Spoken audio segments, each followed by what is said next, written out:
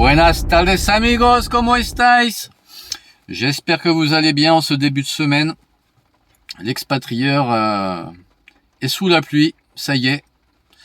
Valence est connu pour ses quasi 300 jours de soleil par an, ce qui est encore le cas hier, mais aujourd'hui, comme vous pouvez le constater, ça tombe. Mais c'est bien aussi, hein. L'eau, le soleil, c'est très sympa, mais ça fait du bien aussi, c'est bon pour la nature, et ça rafraîchit un petit peu l'ambiance. Qu'est-ce que je voulais vous dire? Je constate sur Facebook, notamment, Facebook, tel un vieux renard des surfaces, que vous êtes nombreux à vouloir venir en Espagne, mais vous êtes aussi nombreux à ne pas forcément tout comprendre du NIE, numéro d'identification des étrangers, qui est vraiment indispensable et obligatoire pour vivre en Espagne. Donc si vous souhaitez, je dis bien si vous le souhaitez, je peux vous faire une vidéo concernant ce sujet. Et je vais même vous dire une chose, il y a encore 2 jours de ça, puisque j'ai potassé un peu le sujet. Figurez-vous qu'il y avait 2 points, deux choses que le NIE permet de faire, et je l'ai appris. Ces 2 choses, je ne le savais pas après 10 ans d'expatriation, pour vous dire. Donc c'est un sujet très vaste, ça paraît simple, mais ce n'est pas pour tout le monde. Donc vous avez le NIE blanc, qui est un NIE temporaire, mais il faut bien comprendre que c'est un numéro qui vous est attribué à vie, donc votre numéro ne changera pas. Il y a un NIE vert concernant les résidents en Espagne. Voilà, donc ça c'est vraiment, je vous marque les 2 matrices. Si vous voulez que je vous fasse une vidéo entière sur le NIE et que je vous explique bien à quoi il vous sert, et surtout c'est vraiment très important parce que je vois énormément de Français même qui ont investi en Espagne, qui se sont achetés par exemple un appartement ou une maison, qui ont fait un apport variant entre 20% et voire plus si ils sont non résidents, et faute de NIE, et ben la transaction est caduque et ils perdent leur apport qu'ils ont fait à la banque pour justement une erreur de documentation, une erreur de ne pas avoir le NIE. Et c'est quand même ballot, on va se le dire entre nous, c'est quand même une faute grave, puisque c'est comme votre NIE, c'est une carte d'identité, c'est un passeport. En Espagne, si vous n'avez pas de NIE, vous n'êtes personne.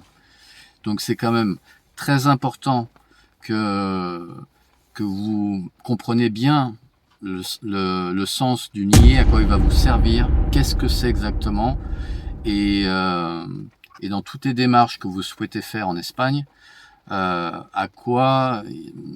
qu'est-ce qui va vous faciliter la vie. Il y a une liste assez longue. Si vous voulez, je vous donne tous les points dans la prochaine vidéo.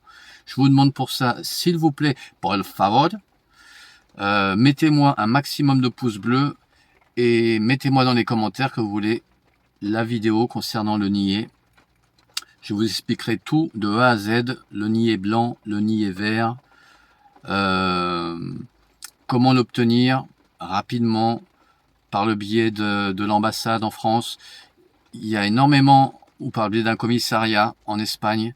C'est assez compliqué, vous pouvez trouver sur Google une montagne d'informations, mais tout n'est pas vraiment très... Il y a un petit peu d'informations à droite, à gauche. Si vous voulez que je vous fasse un petit condensé assez clair, pour aller directement au sujet et que vous comprenez ce qu'est le NIE, voilà. Maximum de pouces bleus, en espérant que vous passez une bonne semaine. Moi, je vais profiter un peu de la pluie à Valencia. Et je vous dis, portez-vous bien. Et surtout, expatrieurs, n'oubliez pas, expatrieurs sur Instagram. N'hésitez pas, si vous avez des petites questions, des petits doutes concernant l'expatriation en Espagne, vous me rajoutez, ça ne mange pas de pain. Et je peux vous répondre dans les 48 heures pour des petites questions pas trop longues. Voilà. Sinon, j'attends vos pouces bleus, un maximum de pouces bleus s'il vous plaît, c'est très important. Et dernière chose, je vais vous faire une petite surprise dans cette vidéo. Si vous cherchez du travail en Espagne, il y a une entreprise qui s'appelle Selectra, qui est basée à Malaga, à Barcelone, à Valence notamment, et qui recherche des profils francophones. C'est-à-dire que vous pouvez travailler sans forcément encore parler espagnol. Donc c'est quand même une info, un bon plan que j'ai envie de vous partager, parce que bon, je pense que ça peut intéresser l'un d'entre vous ou l'une d'entre vous.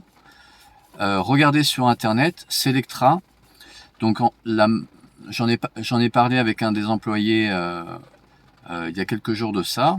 Ce sont des postes de commerciaux où il n'est pas nécessaire de savoir l'espagnol. Après, bien sûr, quand vous serez en Espagne, vous aurez sûrement envie d'apprendre l'espagnol pour interagir avec la population, avec les locaux.